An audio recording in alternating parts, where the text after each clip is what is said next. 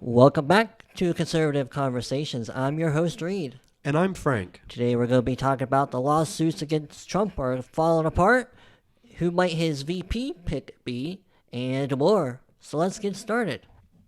And before we get started, listeners, I'd like to remind you to please follow on your favorite podcast platform.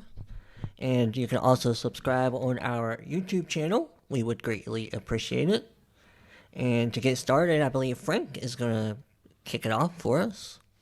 That's right. Today I was going to lead in by talking about some of Trump's lawsuits, well, pretty much the three big ones that keep percolating up in the news, and just sort of talk about how they're not really going the way the Democrats want.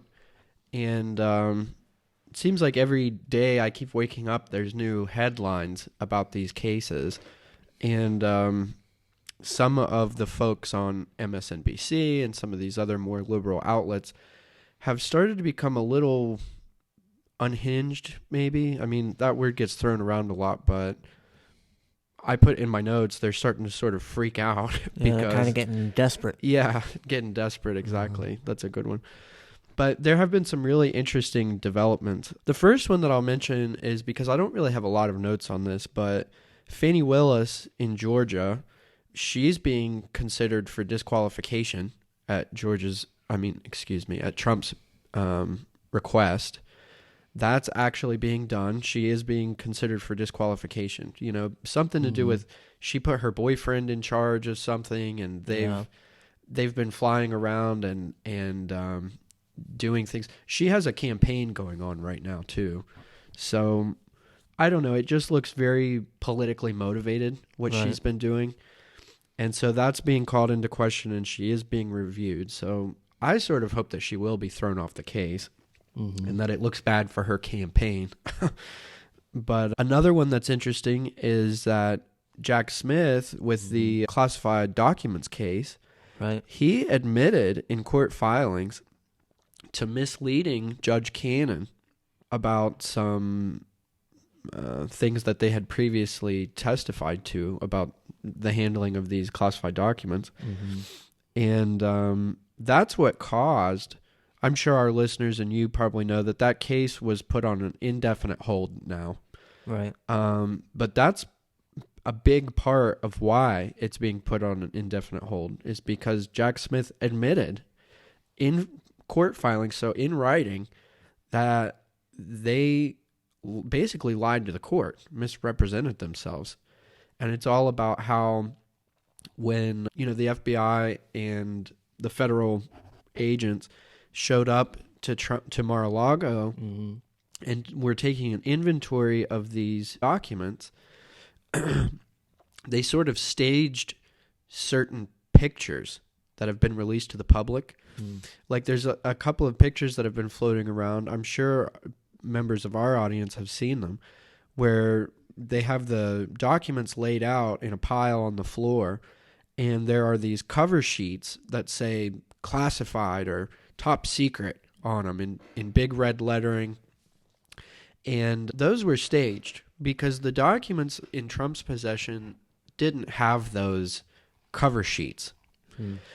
And there's been some protracted back and forth in this case over the handling of the documents, not just Trump's handling, but once they were in the possession of the feds and taken back to Arlington, Virginia, or wherever they were taken to, I guess the federal agents sort of mixed up some of the documents.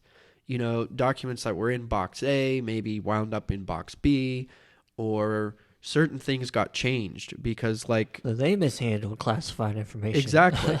So like Jack Smith said, I mean, some of it kind of makes sense why they would do certain things, but because Jack Smith said that, some of the things in those boxes were maybe like note cards or handwritten letters or things like that. And I guess, they weren't full like legal size pages. And so some of the things were either photocopied so that they would be on a legal sheet, legal size paper. Gotcha. And et cetera, things of that nature to just make them all a little more uniform instead of being, some of them on note cards, some of them on just how you would write a letter, stationary. Right, That's the yeah. word I'm looking for, stationary. But I guess in the process, he said that when they went to put everything back together again, so to speak, so that all the things in box A were put back in box A and the things in box B were put back in box B. Mm-hmm. And then when they were transported again, some of these things got mixed up. And that's where he's wound up in hot water, is because Trump raised the issue that all of these things, he's like, I don't remember these things being like this. And Jack Smith and his people were saying, nope, we haven't done anything. That's exactly the way they were. That's exactly the way they were. And then come to find out, he's had to backtrack and say, nope, these things have gotten jumbled around a little bit. And he's having to make these concessions and saying, oh, yeah, we were wrong. We did misrepresent ourselves to the court. And he's trying to justify why. Some of it's somewhat reasonable, but I just find it interesting too, Right. And obviously so does the judge. So she said, okay, you know what? There's been so much here that let's just put all this on hold. Yeah, at first she's got to basically go through it again or reconsider a bunch of stuff or something like that. So yeah, that's interesting. Then, not even to mention the fact that Jack Smith let Joe Biden off the hook for mishandling classified documents prior to him being the president. Well, yeah. And plus, like you said, I mean, whether or not the government, made an honest mistake here, it is kind of like the cherry on top to say, we're not going to try Joe Biden. We are going to try Trump. And then look, oops, yes, we made a mistake. We have been mishandling documents ourselves. Yeah. So I don't know. It's kind of ridiculous. But that gets us onto the last one, Stormy Daniels. And there have been some big headlines about that one too. And so, I don't want to spend all day on this or anything, but there's been some really good analysis come out. She recently took the stand. And some people have been saying that was a huge mistake. There's been some really good analysis, even from more liberal people, saying that her taking the stand was wholly unnecessary. We already knew what she has to say. Getting her up there again, having her go through some of this is just sort of ridiculous. It's so sensational and salacious. But some people have even been pointing out how she's a terrible witness. Because if you remember, she already tried to prosecute Trump for that defamation case, right? Which she lost. Right. And she owes Trump more than $500,000 because she ended up getting hit with attorney's fees too. Right, which is more than the hush money payment was. Exactly. Yeah. I mean, I think the figure is something close. I don't have the exact figure, but it's something like $650,000 that she owes Trump at this point right now. And she has said publicly that she will never pay it. Now, that doesn't look good. If you're on a jury, and you have to evaluate this, she already owes this guy money. She's claimed she's never going to pay it despite a court order. And then she's also been, I think it was part of her testimony. I might be mistaken. I'd be happy to be corrected. But I think it was part of her testimony, her saying she hates Donald Trump. I think she was asked during cross-examination, do you hate Mr. Trump?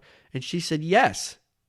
And that doesn't look good either. How can you, give unbiased testimony? Right. Yeah. If you're very biased towards the man. Then there's been some interesting things. There's a clip that will be included in the show notes where one of Trump's lawyers he got brought onto the BBC for an interview. And apparently now there's this new witness. She's not being used in the trial. But there's this new witness, a friend of Stormy Daniels, who was supposedly on a phone call with her when Stormy had some kind of a meeting with Trump about the hush money payments, and this friend knows everything, and she's been coming out and running around to these news outlets and giving her side of the story. And so, I mean, it's almost just like a circus freak show at this point, Yeah. Right. And the reason why I wanted to bring this up is because, again, there's been some good analysis from all of this. There's been a bunch of people. Rick Scott, Senator Rick Scott's one of them. This clip will be in the show notes, but he came out and just laid out beautifully how overtly politically motivated all this just seems now. It's just obvious that they're trying to keep him in a courtroom so that he can't campaign. You know, of course, they're hoping against hope that they'll get Trump on something where he'll either be in jail or be considered incompetent or whatever for the presidential, to be president. Right. But the best piece is that, the best clip that I've included is you have people like Fareed Zakaria, I think that's his name, Fareed Zakaria, and some other very liberal people being able to acknowledge this for what it is now and say, this is a joke. The whole thing's just coming off as a joke. Right. Most people don't even really understand what he's being charged for. Yeah. Quite clearly. Well, it's kind of, we've covered it a good bit, I think, in other segments too, but the whole thing is a joke. And I'm just glad that it's finally, even on their side, it's starting to be called out for what it is. Right. Well, you mentioned that, that part of it's to keep him off the campaign trail, but it's barely been working. Because he's been holding these rallies around New York, and most recently I heard he had one in New Jersey. Yeah, on the Jersey Shore. Yeah, where he got like 80 to 100,000 people, reportedly. I don't know how exact that is, but even if it's like 60,000 people is like how many people live in Charleston, West Virginia? Yeah. Give or take. Well, I've seen it published as 100,000. And so if, these outlets have larger legal teams than we do. So I like to think it's 100,000 and it is encouraging. Yeah. So, it's not working out for him in any way. And there is one more case you did forget about. It's the January 6th case that's been held up because of the immunity question going to the Supreme Court. And it's because of that, it's likely to delay the trial until after the election. Well, I did leave that out of my notes because we covered the Supreme Court case just very recently. Gotcha. So, yeah, I didn't really bring that one up. But you're right to do so. Right, yep. But yeah, I think you're right. All these cases are like crumbling apart, and it's not going the way they thought it would. And it shouldn't, because I forget who I heard recently say, like, this year, if Trump loses the election, he has a lot more legitimacy in saying it was rigged because of all these legal actions they tried to go after him with no real legitimacy to him. Yeah. Legitimacy. So it is encouraging to see all these attempts falling apart. Well, yeah, and it's just one of those things too where it's like, don't believe your lying eyes. Right, yeah. And that's what I love too, is you have people, they're waking up even on their side and saying, this is ridiculous. Right, yeah. Exactly. Well, to move on to the next topic, it's still Trump-related. Recently, Axios reported that Nikki Haley was being actively considered for Trump's VP pick, but then only a day or so later, Trump said on Truth Social that she's not being considered. So I guess I mostly just kind of want to talk about who Frank and I think might be the pick and what other kind of rumors we've heard, maybe. Well, if you don't mind, sure. I want to chime in something about that. I saw some really good analysis by somebody I listen to quite frequently. Uh-huh. And I really loved the point because, Trump is an interesting guy the way he wheels and deals. Mm-hmm. Yep. And that's the way this person analyzed it, was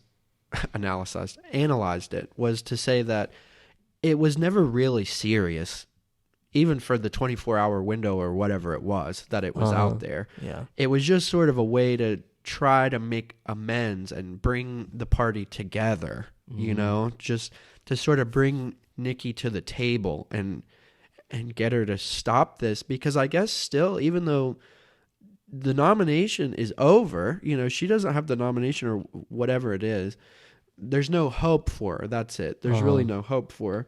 She's still like actively campaigning and still getting like 20% of the vote in some states. Yeah, I did see that recently in Indiana. I think it was.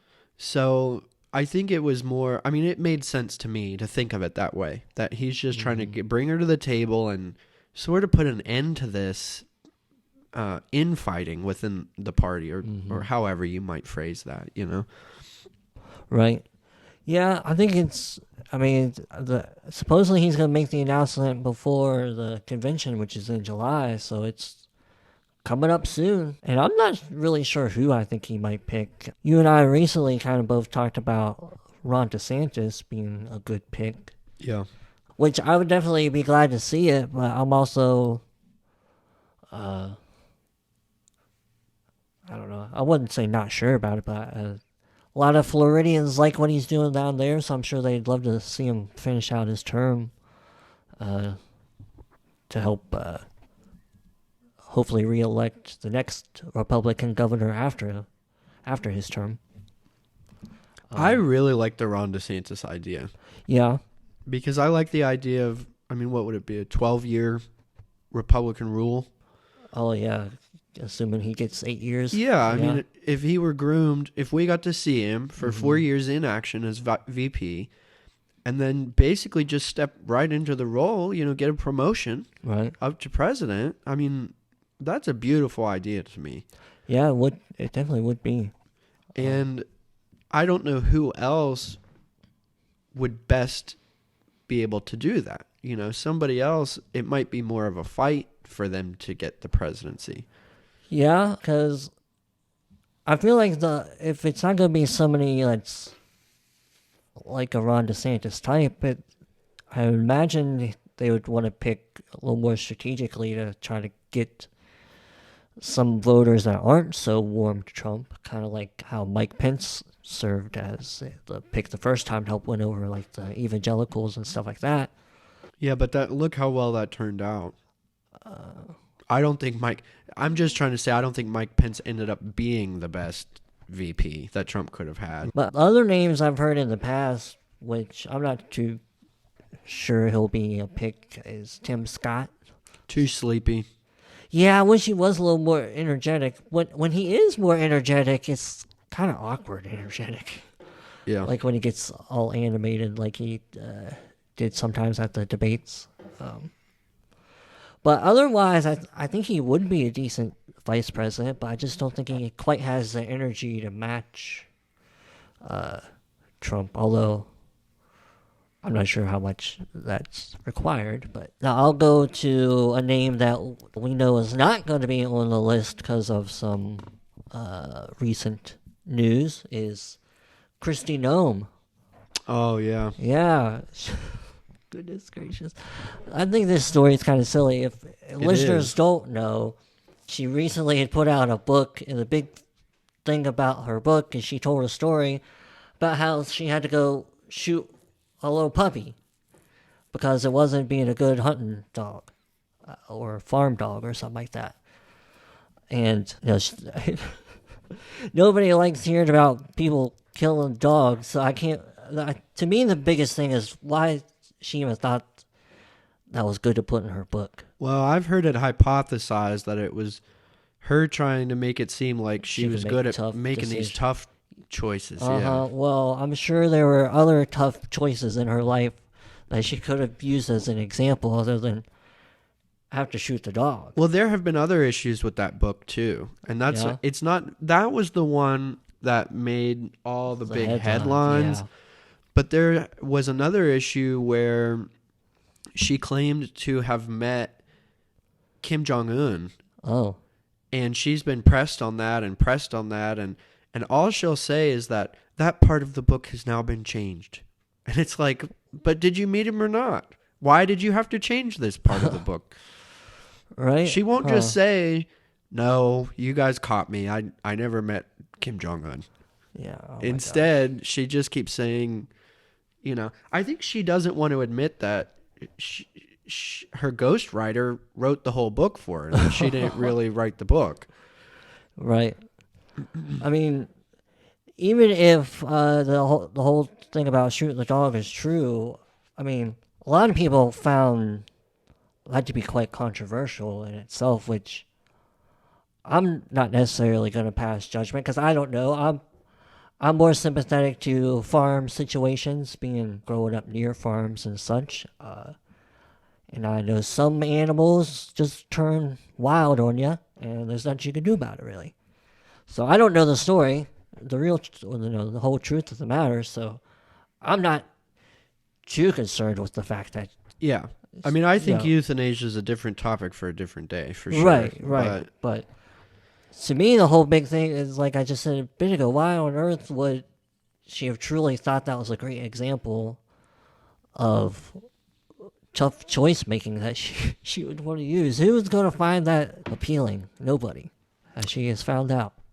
Yeah, it was definitely a mistake. Yeah. Well, I'll tell you an interesting one that I saw. Trump was at a rally or a Q&A or something. I'm not sure exactly what it was, but I saw a clip where he's fielding questions from the audience, and he was basically asking the audience, who do you think should be my VP? Who do you think should be my VP? And some guy piped up and said, Tucker Carlson. I like Tucker Carlson.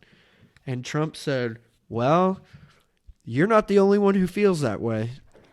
Something to that effect, anyway. I thought that was really interesting. I don't think that it would be wise. No. But it was very interesting to consider. Right? Yeah. I don't think I'd be too thrilled about it, but I'm there to vote for Trump. So that's all I gotta say, I suppose. Well, and I'll just throw this out there too, as far as wild cards, and you know, it's still up in the air, and we don't know who it would be, but somebody who I would love to see be tapped would be probably my favorite senator, Rand Paul. That would just please me to pieces, but I don't think that'll ever happen. He's way too libertarian for the masses, but gosh, I would love that. Yeah, he'd definitely be a pretty decent one, I think. But I guess that's all I had was some rumors about the VPs, and listeners, let us know who you think the VP might be. You can leave a comment on the YouTube channel, or you can email us. You can find our email addresses in the show notes and the description. And I guess we'll move on to our next topic. Yeah. Well, to lead us into the next topic, I'll say, it kind of piggybacks off of some of the things we've been talking about, but Trump is up in almost all of the polls, especially in the swing states. Mm-hmm. And one of the things that's really been hitting home, even the Democrats and the liberal outlets have had to acknowledge this, is that almost every single time somebody's asked whether they're Democrat, Republican, or independent, do you think the economy would be better under Trump? Everybody says yes, pretty much. Mm-hmm. Little asterisk there, but pretty much everybody is saying the economy would be better under Trump. Right. And so to use that to lead into my next thing is I've been watching a lot of economic sort of channels, and there have been a ton of trends coming out, a ton of headlines published on these economic, forums and channels about how the economy is really not looking very good. There's been a bunch. They're all going to be included in the show notes here, but headlines like people have stopped paying their bills. Headlines like retailers are getting desperate. And they're telling stories under that heading of how companies like Michael's, H&M, McDonald's, and others are all slashing their prices, having these like 50% off sales. And I think IKEA was one of them. You'll see that's going to be a headline in a second. But things that used to sell for $49.99 are now being offered for $29.99. And they're still having sluggish sales, even with these 50% off deals that they're running. One of the headlines is IKEA gives massive warnings towards human behaviors. And in that piece, they're talking about how there have been spikes in unemployment claims that apparently Jerome Powell had to come out and address. Prices are trending up. Another one is, headline was, proof businesses are going broke. And there are big chain stores like Red Lobster who can't even pay their rent, apparently. You know, there was that story, I don't have it for the show notes or anything, but after they ran their big, this was like back in the fall, they did their big all-you-can-eat shrimp deal, Yeah. and they took a bath on that, just huge losses on that. And so now I think it makes sense, you know, coming in this year, they're having trouble even making rent, some of these big companies and stuff. And one of the things that really hit home and why I wanted to bring this up was I have a good friend who is a general manager for Starbucks. Now, this is just a personal anecdote story here, but I have a good friend who is a general manager for Starbucks currently. And he just went on a trip out to Seattle where they had some kind of a big meeting, you know, with all of the upper management and everybody. He is the leader of one of the best performing stores in our local market here. And so he was invited to Seattle to one of these conferences, these big conferences they have or whatever, you know. And what's interesting is I had sent him one of these videos, the one titled "People Have Stopped Paying Their Bills." And I asked him to watch it. And I said, you know, you might be one of the wiser people at this meeting if you watch some of the trends that are being outlined in this video about how people aren't paying their bills, about how credit card debt is so high. Yeah, I was going to mention that because that's already, the consumers have already been feeling the crunch. Now it's hitting the retailers and the producers and stuff. Absolutely. It's starting to go up the chain. Absolutely. And I told him, you know, I said, you might want to watch this. And if you really take some of the points and are willing to speak up about them, you might be one of the wiser people at your conference there. Now, whether or not he did that, I don't know. But, and of course, what they discussed in those meetings, I don't know. I have no idea. But the headline that I saw as of either yesterday morning or this morning, I'm not sure which, the last one I'm going to mention is, it's titled, "Recession Just Hit Starbucks. CEO Warns People Have Stopped Coming." And I had pointed this out to him. I had said, you know, because I work in the entertainment industry. And I told him, I said, you know, people buying $7 coffees and coming in and spending the last $7 in their wallet for entertainment, it's probably going to stop. Yeah. And I just find it interesting to wake up and read this and think, yup, okay, well, you know, I can read the writing on the wall. And apparently the American consumer can too. I just hope some of these people in these high up positions are being hip to the trends as well. Right. Because Starbucks' stock price is crashing. That's the way it was phrased in this analysis anyway. It's down 17% over the last month. They've seen their first sales drop since 2020. And what I really liked, the line is, transactions have declined for Starbucks in every region. So I just wanted to bring that up. And, you know, it sort of hits home for me because I had just been having this discussion with my buddy about this. And, you know, I find that people write me off a lot, which is fine. People are welcome to do that. But it seems to really be true. And really, the chickens are coming home to roost, so to speak. Right. I think we'll really learn more probably in the next 3 months because, you know, a lot of like leisure and travel companies will be reporting their spring quarter sales, and they'll probably have an idea of how much people have been booking for their summer travel and, you know, stuff like that. Because if bookings for summer travel are down, it's likely, you know, Well, at least one factor would be because people can't afford it because prices are too high or they don't have enough money. Well, right. So Well, and there are a lot of other factors too. You know, if the cost of energy, the price of gas is going to keep climbing. And here's another one that I didn't really want to mention because I think it's California specific, but the wage increases that we've seen in places like California are going to cut in as well. Yeah. You see big retailers like McDonald's. I know that their CEO did address this, that, you know, having to pay minimum wage of $20 an hour that's crazy to entry-level employees is going to eat into profits. And if you don't have people coming to buy, you know, I mean, that's a big deal. That's going to take effect too. They're not going to have enough revenue to support that $20 wage. Yeah. Plus, that's going to be part, you know, what I mean to say is that's going to not be shown immediately. Right. You know, you start paying somebody $20 an hour and it might take a quarter or 2 quarters to show how that bears in the data, you know? Yeah. Right. Yeah, there's definitely more coming down the tracks because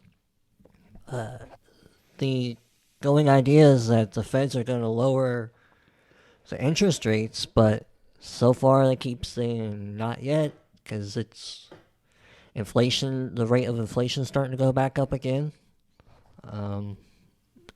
which is the opposite direction they wanted to by having high interest rates. I haven't heard yet if there has been any consideration that they'll be raised again. I know probably the Biden administration would not like that because most people see that as a bad thing to do. Well, yeah, there's because a it lot does of hurt the economy, but sometimes to correct the economy, you gotta apply some pressures like that. Well, yeah, and speaking of tough decisions, I mean, luckily Kristi Noem's not in charge, but I don't think Jerome Powell should be either. Somebody needs to make the tough choices. And right, yeah. I think that probably would be right. I'm no economist. Sure. But for goodness sakes, this easy money policy has not worked. Right, yeah. Yeah, I mean, I definitely wouldn't mind a little bit higher interest rate for my savings account. I know that. But I know it would hurt the government, though, I'll tell you that. I mean, our national debt, already the interest on that is outrageous. Right. So, I don't know. I'm sure it would hurt a lot of people over a lot of different, you know, industries and et cetera, but something needs to be done.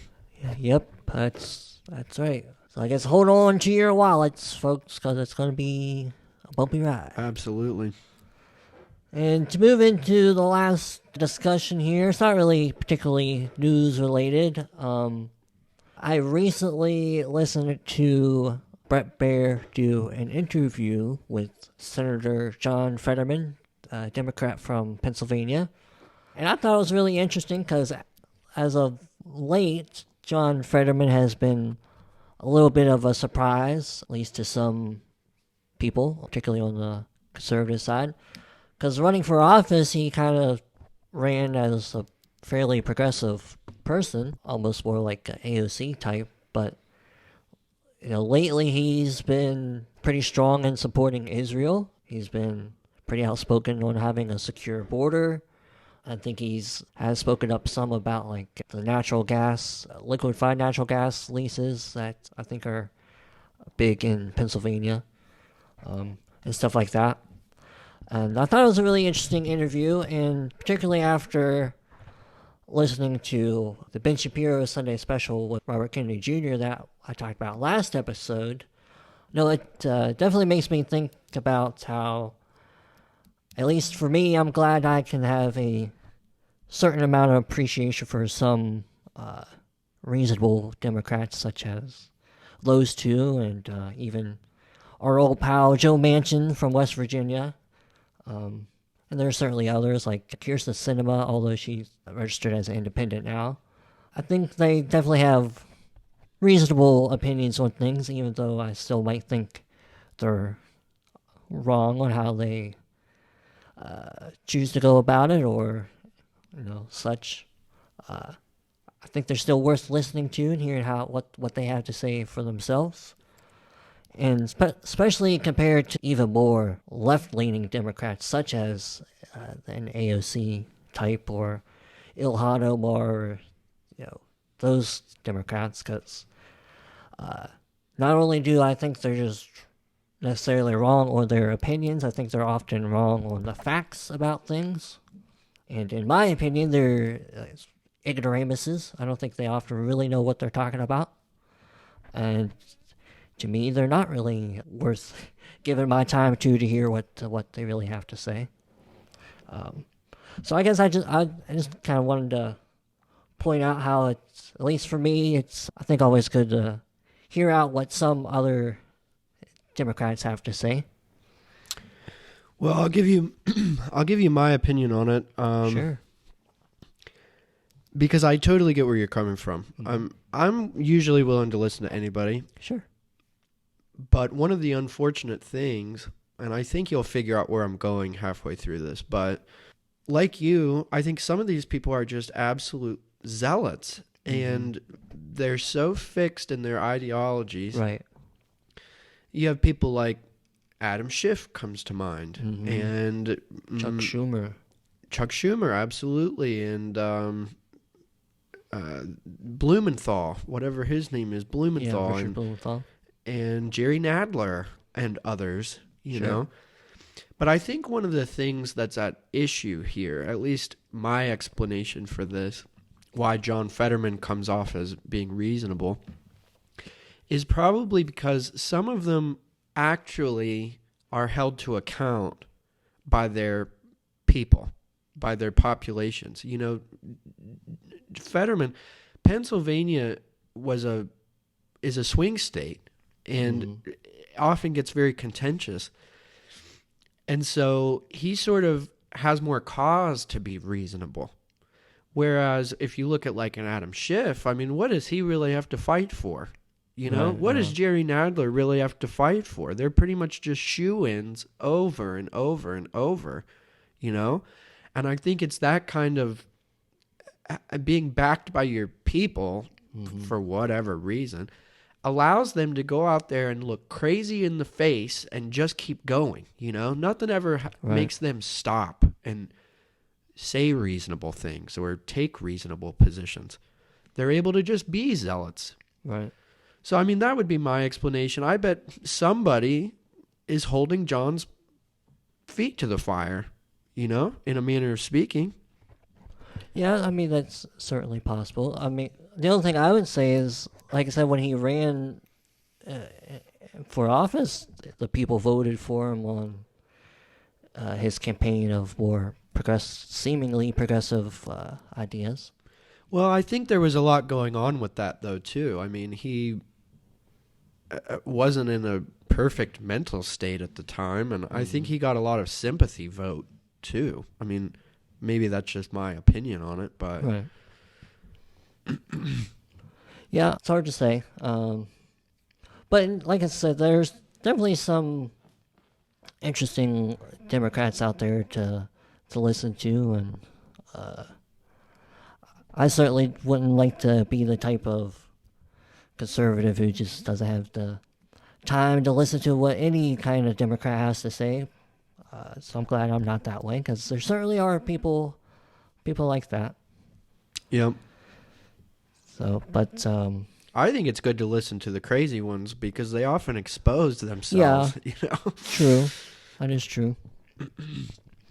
But, you know, as far as like trying to hear them as what they have to say as like a true discussion, it's not worth it to me. Yeah. But that's all I got for that. That's all I got.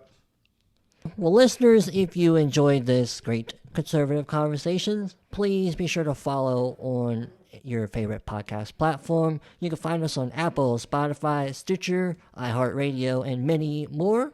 You can also subscribe on YouTube.